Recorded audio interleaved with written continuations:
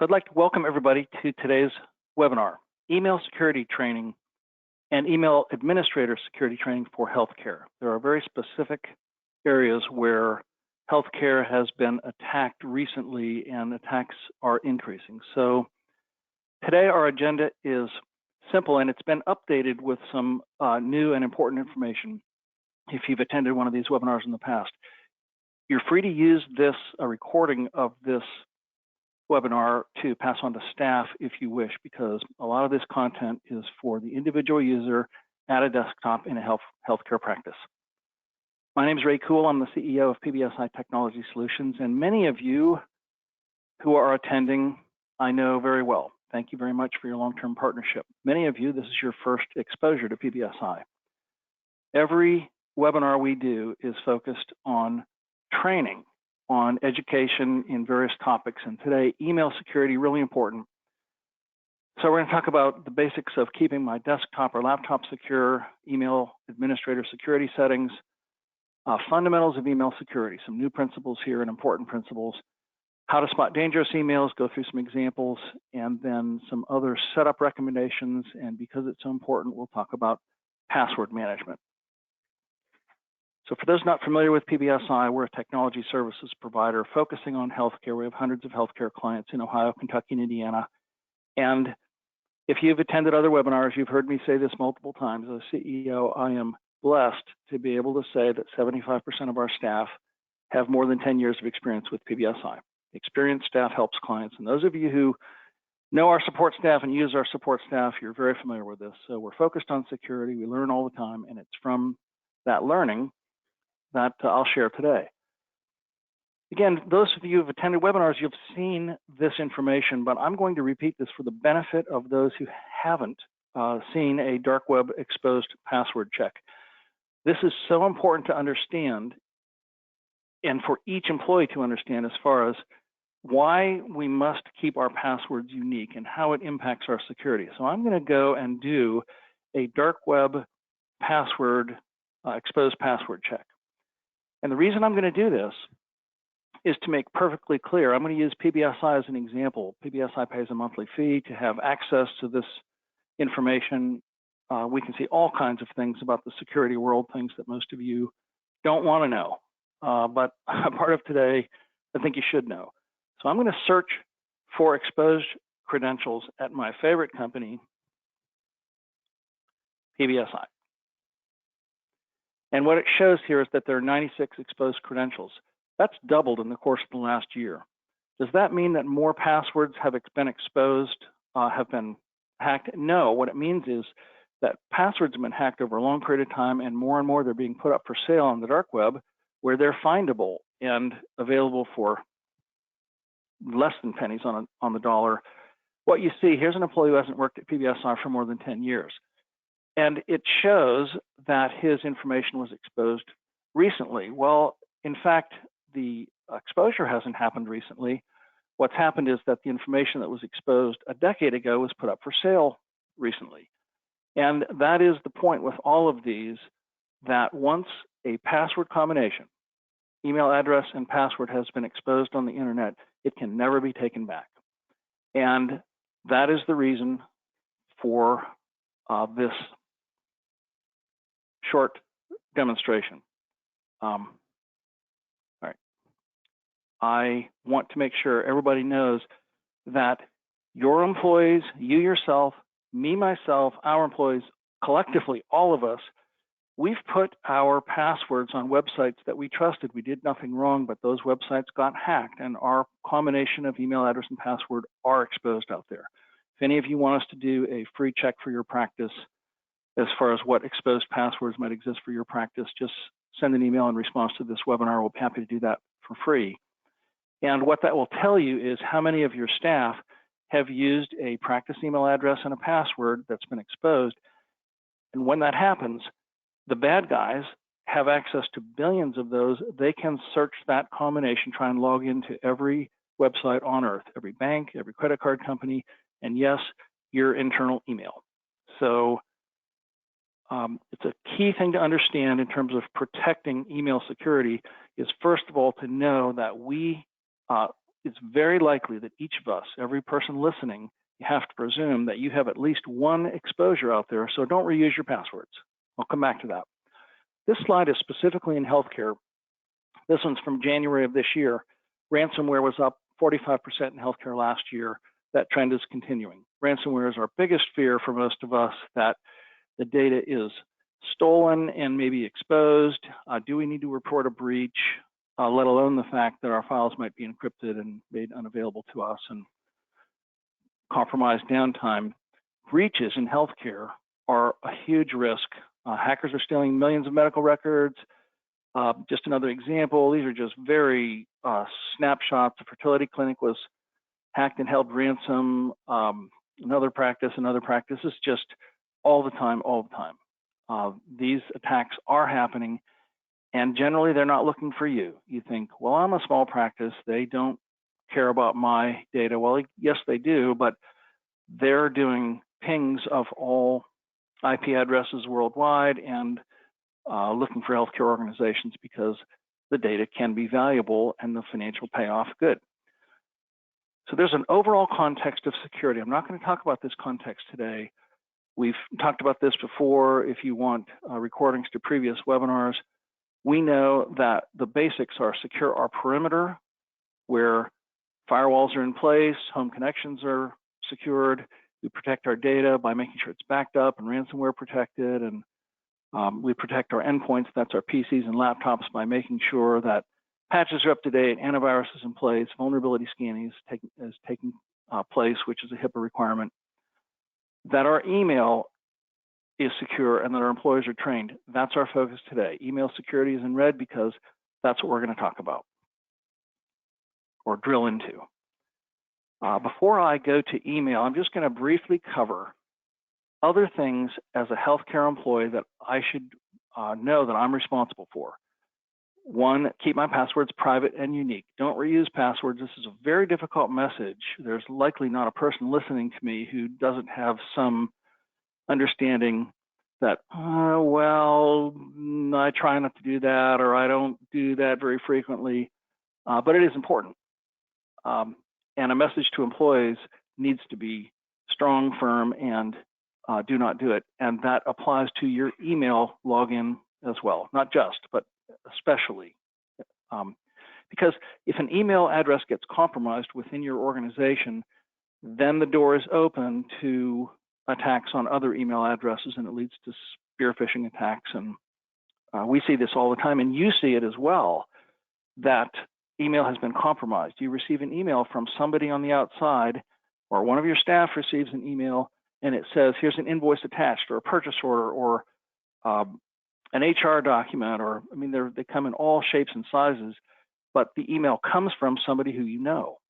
And you think, well, okay, well, I know that person, so I don't know why they're sending this to me, but let me look at this. Well, you open the attachment and the barn door is open. What's happened is the sender's email address was hacked.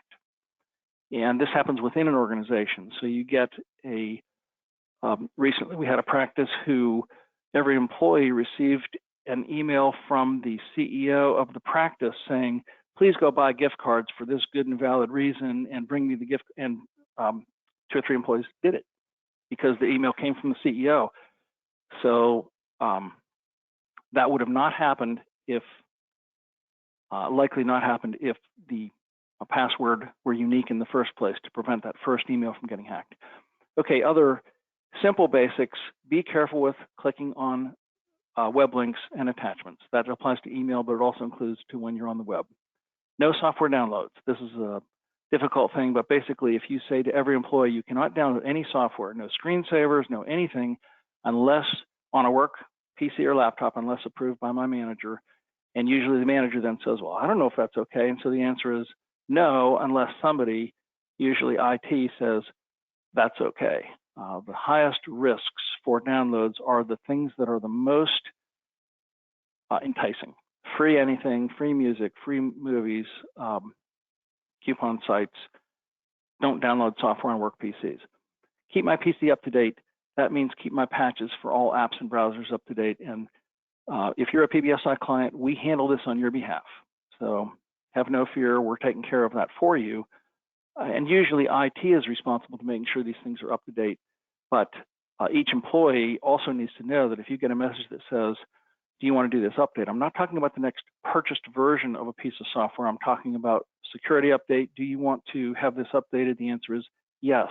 If you want to reboot, do you want to reboot? The answer is yes, always. Now, you don't have to reboot now. You can reboot at the end of the day. But those are the things that the end user needs to participate in order to make sure that patch updates are successful. Power settings. In order to keep a PC confidential, some people turn their PCs off. That's really not the best choice security-wise. The best choice is to leave your PC on all the time. Have your monitor turned off. Set a screensaver on your monitor such that it prompts for a password when you return to your unit. That takes care of HIPAA completely, but you keep your power on always so that updates take place when they're supposed to and scans run when they're supposed to, so that there's a performance issue here. You don't come in the next morning and turn on your PC and wait for it to do updates that should have been done last night, and you think, oh, my PC is so slow. Answer, leave your PC on. Let those things happen at night. It makes your unit more secure. And of course, understand that email is not secure.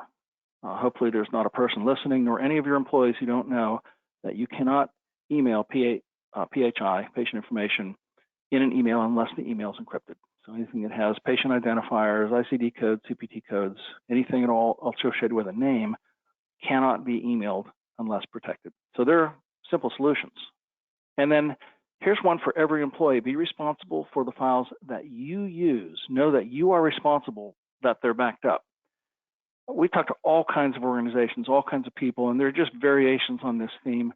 But documents stored on your PC C drive and documents stored on your desktop are not backed up by anybody else unless your PC is backed up. So if your IT has your PC backed up, or if you back up your PC, okay. But so many folks have documents stored on their desktop or on their C drive, and they think, well, these aren't important, but each person needs to know that if I use a file and I store it somewhere, it's my responsibility to know that it's backed up. And if that means I contact IT or office manager or whoever to say, is this being backed up? You might be surprised what questions you get. Really, well, I didn't know that. So each person takes responsibility for backup of the files they use. One last thing before I dive into some detail for training. Why are we talking about email?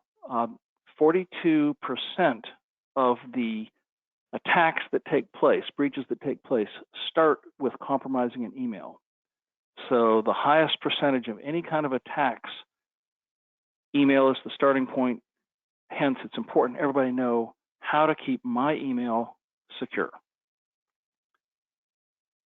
So hopefully it's clear, email is important. Most of you are not email security administrators, so I'm not going to spend time with this screen except for just make a couple of comments. One, if you're a PBSI client using Microsoft 365, we have your back. All the things that are supposed to be in place are in place, with one possible exception, because this is a client-faced decision. Each of you, if you're using an email in Microsoft 365, Office 365 is certainly in that category, you need to turn on multi-factor authentication. This is the single most important thing that prevents a hack, or it doesn't necessarily prevent a hack, but it prevents a hack from being used. Why is this true? Multi-factor authentication, you likely know, means that you need another device involved in order to authenticate a user on a new PC. So you're using your email on your work PC and your home PC. If you added that email to your iPad, if you have multi-factor authentication turned on, there would be a prompt on your phone usually that says, is it okay to add this new device on iPad in Lexington, Kentucky, or Jupiter, Florida? Wait a minute, Jupiter, Florida, that's how multi-factor authentication prevents somebody else from using your email, because you see a login being attempted to your email from Jupiter, Florida, and you say, wait, no. So the bad guys may have gotten a hold of your email, but they can't use it because your intervention is required in order to approve somebody else using your email. Really important. And it's straightforward to do. It's a communications process. There's no cost for multi-factor authentication. It's a bit of a hassle to set up because you have to train all employees, but it's well worth it. So enough time spent on that. Hopefully all of you know about click protection for 365. There's a $2 a month option that every PBSI client has that prevent damage from a click mistake in an email or an attachment. And there's some other settings for administrators, which I'm going to skip, but anybody who's an administrator and wants to ask questions, feel free to ask us. If you're a PBSI client, we've handled these already on your behalf. So training, there are 5 principles. We've added and modified this content from prior. As we modify content all the time, we're learning. There are 5 principles. We're going to supply a handout to each of you that summarize these, but the 5 principles for email evaluation. First of all, solicited versus unsolicited. When I look at an email, I have to note, is this solicited or unsolicited? You get an email from Ray, and you know Ray, you trust Ray, but this email is something that you weren't expecting. You have to look at that email more carefully because it's unsolicited. So it doesn't matter if you know the person, that person's email may have been hacked. A solicited email would be one, you requested information, they reply. Okay, that's very simple, very unlikely to be a problem. Unsolicited, anything that's unexpected, and the more we look at it, if there's anything that seems out of whack, then stop. Anything unusual at all, hover under the sender name. It might be from the correct email address. So just because it's from the correct address doesn't mean it's not bad. But an email doesn't have to be hacked for somebody to fake an email address. So Ray at pbsinet.com, somebody might say Ray D at pbsinet.com. Well, that's not correct, but you might think it's correct. Brief emails, short to lists, there are all kinds of things. Basically, the point here is if the email is unsolicited, pay more careful attention to it. And then always antenna up. Anything that gives any pause, stop. Do I need to click this now? Do I need to click it at all? Hover over the email address, time of day that it was sent, who else, other recipients, brief contact, out of character, like check this out or thought of you. Why would this person send this content? And in an email like that, check this out. Why do you really need to click on it? Any misspellings, grammar mistakes, phrasing, colors, formatting, font variations, not all bad email come from non-English speaking sources, but a lot do. So just be very careful and know if anything's out of whack, stop. If you want to respond to an email that you've received that you have a question about, go to your email, type in the email address of the person. Don't forward the email, because the bad guys, if they've sent you a bad email and you reply to it, you're just replying to someone who's going to make sure that the real recipient never receives that reply. So go to your email, send an original email to the person and ask, did you send me an email? And you'll find out for sure. Okay, other principles. Don't get news from your email. This happens all the time. Anytime a court case is resolved, or there's a trial going on, or it's tax time, Olympics, disasters, anything where people would be interested in news on this topic, there will be news emails that aren't true. I've gotten some, never forget emails that I'll show you short examples of, where things that never happened showed up in my email inbox, and it said, the person who drove into a crowd in Charlottesville was acquitted. And I thought when I received that email, really, is that right? Well, it wasn't true. It didn't happen, and I didn't click on the email. If you get an email that has information you think, I'd like to know more about that, don't click. Instead, go to the news source, go to the vendor's website. Social media, I just wouldn't click on any thing in social media at all. Your friends are not foolproof, and the bad guys are using social media. They've been doing it for a long time, but it continues to be a problem. Anything that's too good to be true makes me curious. Why does somebody want to make me curious?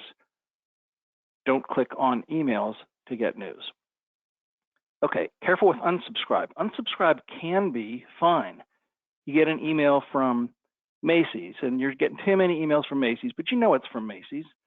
Go ahead and unsubscribe. That's safe. But you get other emails from all kinds of sites, recommendation is instead of unsubscribe, right-click. This is if you're using Outlook. Right-click on the email, choose Junk, and Block Sender. Has exactly the same result, where anything coming from that email address will not be delivered to your inbox.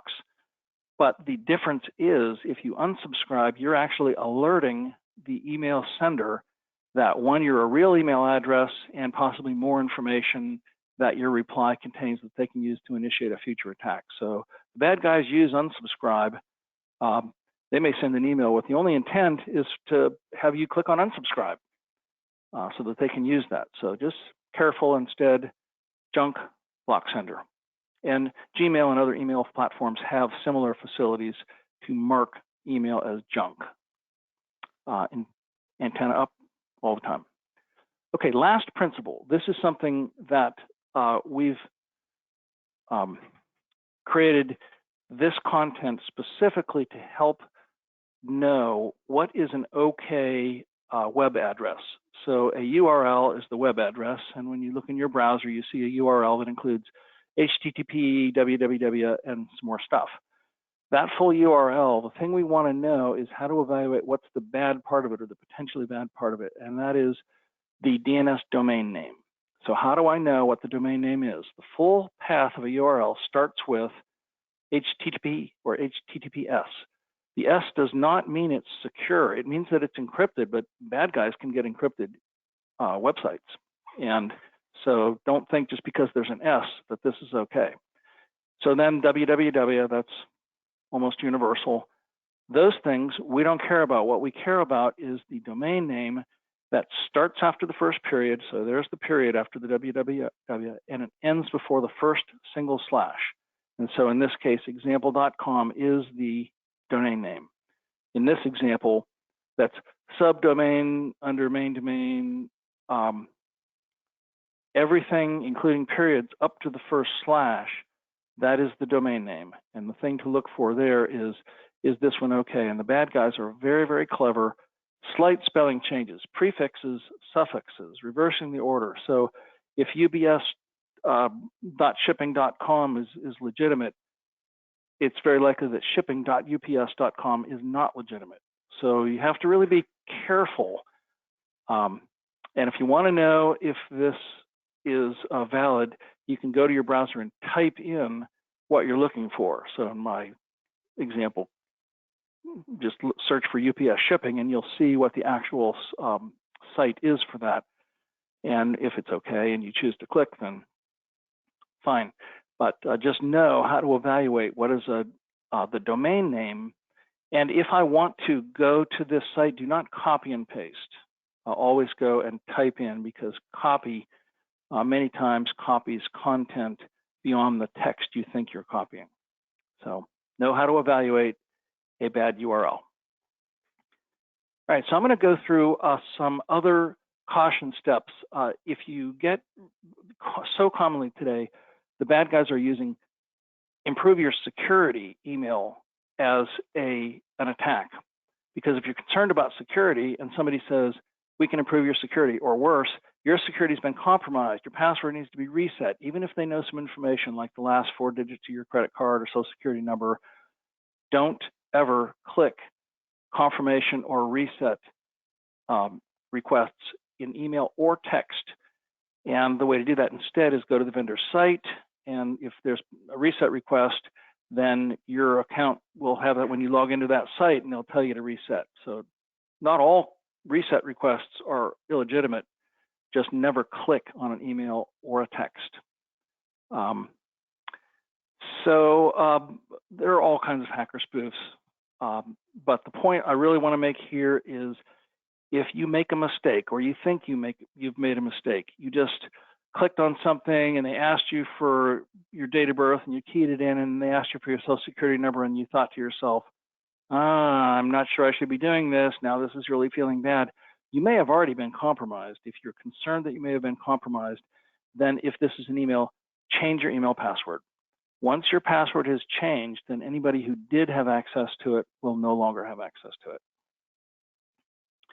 Okay, hopefully this is helpful. Some examples real quickly. Some of these are new, some of these are not new at all. Still common are eFax, if this isn't the format in which you receive eFaxes, then delete. This one would have resulted in a ransomware Bitcoin message, which you hopefully never see, never want to see. There are emails that have come in that are security warnings or alerts. So your login limit has been reached. Is it really me? It seems simple, but I can just verify who I am clicking yes here. No, that was this is not Amazon. Here's one I got recently that was pretty obvious because the email address was like, no, that's not coming from Microsoft, but you know, they wanted me to click. The simplest thing is to just keep my current password. You don't need to change it, just click there. Beware shipping confirmations, FedEx, UPS, these are not from FedEx and UPS. If you've ordered something and set up tracking, then you'll get a very fine email and no problem. But if you're not absolutely aware of who this confirmation is coming from and it's not a product you're expecting, then just stay away. Here are the examples that came to me where here's the guy in Charlottesville was acquitted. And I saw this and thought, wow, but no, he was not acquitted. And if I'd have clicked on that, that would have been bad. Here's one where the United Airlines CEO resigns over patient being thrown, or person being thrown off of a plane. I remember getting this and saying, wow, well, this never happened. That CEO, to my knowledge, still works there today. So a good email, banking emails. Here we bank with Huntington, and this tells me that my statement's available, but there's nothing to click. There are some bank sites that do have links still that you can use, but recommendation is don't use them. Here's one that really isn't from Citibank. If this link had been clicked, something bad would have happened. After events, current donation request. This was after an event that happened in California. And if you want to donate, just click here to choose your amount. This is not from Goodwill. Don't click on donation requests. Obviously, you may have a, again, this is in the category of solicited or unsolicited, where I'm not saying you stop donating money based on email requests, just that you're very, very careful about how the bad guys use trusted events. Missed phone call, don't. These are increasingly coming in both by text and by email. If it's not the format you're expecting to see your incoming voice message, don't click on it, don't play the audio message. Esignature request, it's being increasingly used in a perfectly fine way where you're expecting that somebody's going to send you an e-signature document. Fine, that's essentially solicited. But if you don't know why this document is being here, do not click on it. Or you want your credit score to get better, do not click. These are just clever examples that happen time after time. Okay, I'm not going to cover why, but hopefully you know you need to encrypt email if you're sending patient information. And I won't say any more about that, but we can help if you have questions.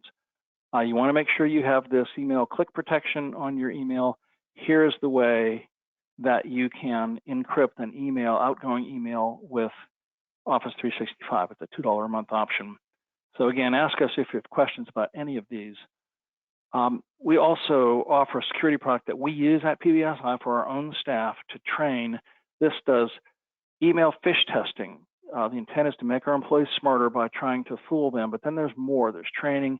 We have a lot of clients who do their HIPAA training and auto-documented the results, which employees have been trained. It's very cost-effective. Just ask us if you want information. Password guidelines. This is the end of content today, but I just want to make sure everybody hears this. Do not use duplicate or normal passwords. And if you've used them, change them on every site on which you've used them. It's just critically important because exposed passwords are used. Using a password manager is the most important way or most useful way to avoid this. Always set up two-factor authentication. And if you want to find out if you have any compromised passwords for your organization, just let us know. We'll do a password search for you for free. One other note about this, people ask, is storing passwords in my browser safe? So whether it's a Mac with Safari or whether it's you're using Chrome or whatever browser, the answer is no, it really isn't. And there are functions of a password manager like synchronization across all kinds of devices, not just Windows devices, but Apple and Windows and Android and so forth. But most importantly, if somebody gets a hold of your PC, any one of your devices, you're already logged into your browser, they can go to your browser and see all your passwords. There is no separate password required. And so if you have passwords stored in Chrome or another browser, all somebody needs is access to your device, and they now have all your passwords. It's actually less secure than writing them down. So we've talked about 5 key principles of email security. Pay attention to unsolicited email, always be aware, don't get news from email, careful with unsubscribe, learn how to evaluate a URL. Run through your caution steps and make sure that you know that outgoing emails are only okay if you're sending patient information, only okay if they're encrypted. So we are finished with content today. I'd like to thank each of you for your attendance. I'm going to stop recording, but now I'm going to open up for questions.